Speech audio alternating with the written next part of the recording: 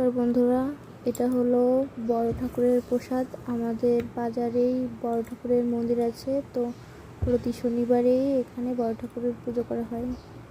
তা সেখানে যে মামিটা পুজোর সব কিছু গোছায়, সেই আমাদের প্রসাদটা দিয়ে গেল।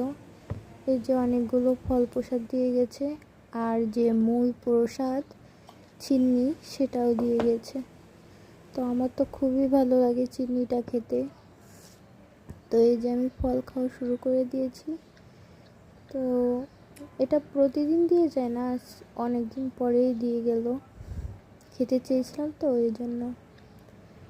তো এই যে আমি ফল খাচ্ছি, বেছে বেছে দেখছি কোন ফলটা খাওয়া যায়। আসলে ঠাকুরের প্রসাদ সবটাই সমান, তবুও এই যে তরমুজ খাচ্ছি।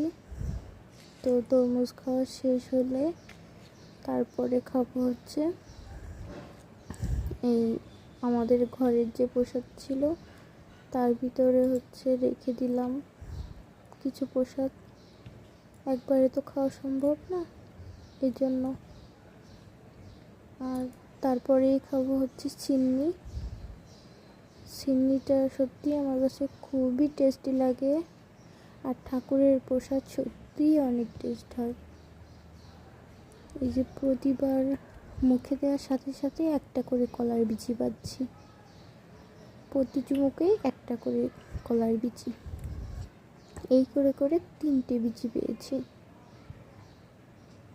তো ঠাকুরের প্রসাদ খেতে তোমাদের কাছে কেমন লাগে একটু বলো তো।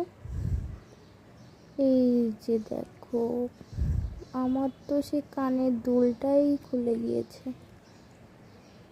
যাক, সমস্যা নেই, ঠিক করে নিয়েছি এখন।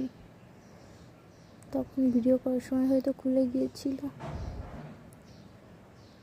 এই যে খেতে খেতে তো অনেকটাই খেয়ে ফেলেছি। এবার পরে ভাবছি থাক, একটু রাখি, যদি পরে বরমশাই খায় তো খেয়ে নেবে। প্রসাদ তো এর জন্য খেতে খেতে কখন যে পুরোটা খেয়ে ফেলেছি আসলে বুঝতেই পারিনি। তারই তলেই একটু লেগেছিল, তাই রেখে দিয়েছি বরমশাইয়ের জন্য। তো আমার ব্লগটা এই পর্যন্তই, বাই।